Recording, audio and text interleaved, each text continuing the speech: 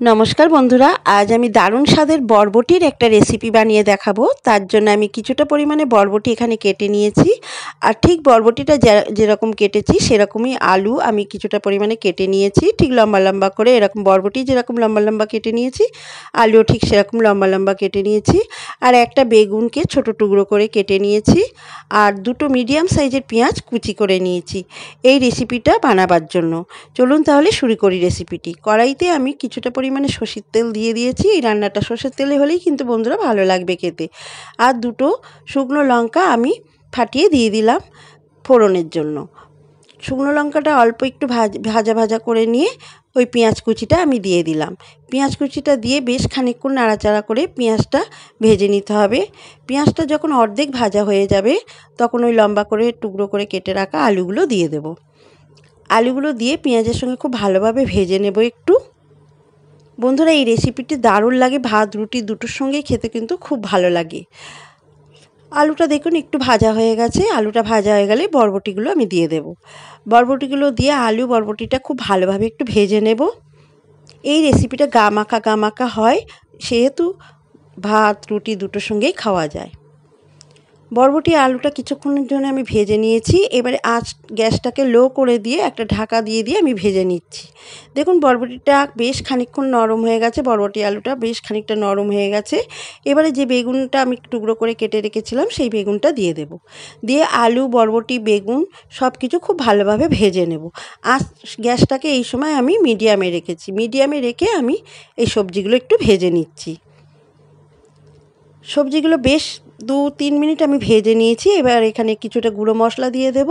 Half চা চামচের একটু কম হলুদ গুঁড়ো দিয়ে দিলাম, হাফ চা চামচের একটু কম লঙ্কা গুঁড়ো দিয়ে দিলাম আর স্বাদ মতো নুন দিয়ে দিলাম। দিয়ে মশলাগুলো দিয়ে সবজির সঙ্গে খুব ভালোভাবে মিশিয়ে একটু কষিয়ে নেব। বেশ খানিক সময় ধরে মশলাটা দিয়ে সবজিগুলো আমি কষিয়ে নিয়েছি। দেখুন একদম কষে গেছে আমার সবজিটা। এবারে এখানে যখন সবজিটা একদম কষে গিয়ে তেলটা ছেড়ে দেবে তখন আমি এখানে অল্প একটু জল দিয়ে দেবো, গরম জল। বন্ধুরা এই রেসিপিতে গরম জলটা দিলেই খেতে বেশি ভালো লাগবে। আর এই রেসিপিটা গা মাখা হয় তাই বেশি জল দেওয়া যাবে না। জলটা দিয়ে একটা ঢাকা দিয়ে 3 মিনিট রান্না করে নেব। 3 মিনিট পর দেখাচ্ছি, দেখুন একটু নাড়াচাড়া করে দিচ্ছি। আমার আলু বরবটি দুটোই সেদ্ধ হয়ে গেছে। অল্প একটু চিনি দিয়ে দিলাম। এই হাফ চামচেরও একটু কম চিনি দিয়ে চিনিটা দিয়ে খুব ভালোভাবে মিশিয়ে নেব।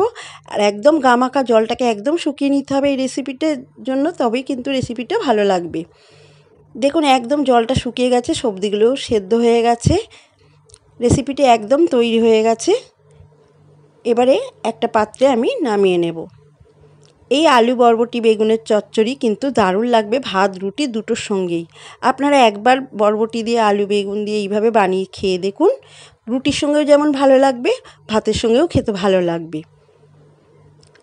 আমার বরবটি আলুর চচ্চড়ি একদম রেডি পরিবেশনের জন্য।